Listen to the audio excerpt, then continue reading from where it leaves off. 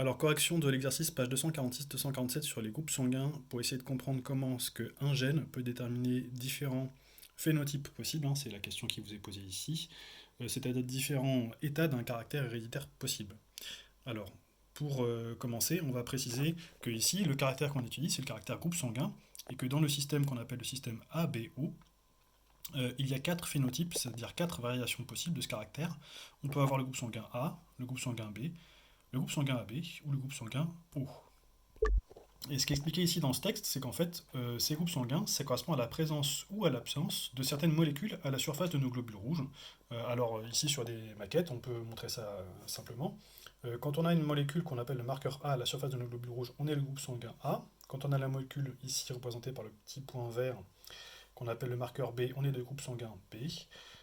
Quand on a les deux molécules A et B, on est de groupe sanguin AB. Et quand on n'a aucune des deux molécules, on est de groupe sanguin O. Donc le groupe sanguin O, ça n'est pas la présence d'un marqueur, c'est l'absence à la fois du marqueur A et du marqueur B. Et ce que vous montre le document 3, c'est que la présence ou l'absence d'un marqueur A ou B est commandée par un seul gène, le gène qui est ici et qui est présent sur la paire de chromosomes 9. Et je vous rappelle que là, c'est bien montré que le gène il est présent donc en deux exemplaires.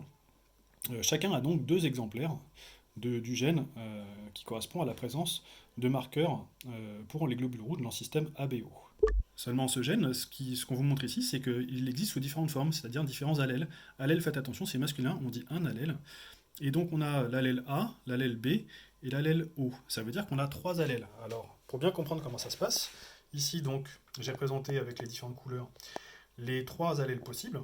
L'allèle A en violet, l'allèle B en vert et l'allèle O en bleu.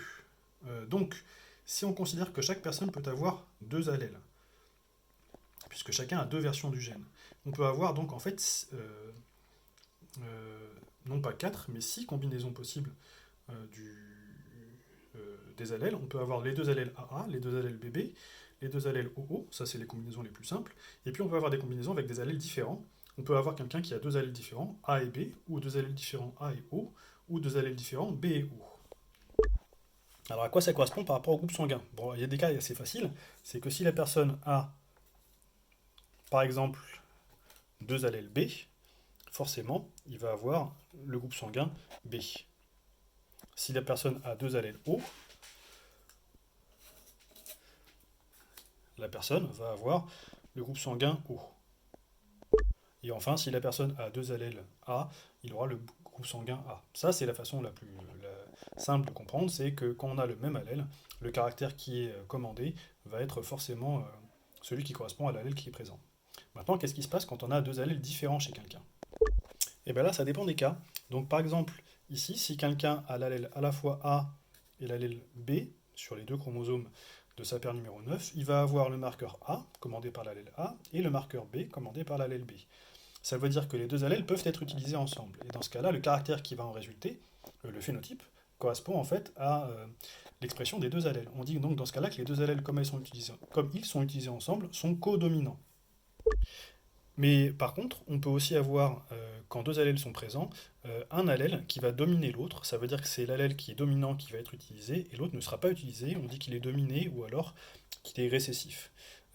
On peut le voir ici, par exemple, dans les deux cas où on a l'allèle AO ou l'allèle BO, et on voit que dans ce cas-là, A domine l'allèle O, puisque c'est A qui va s'exprimer.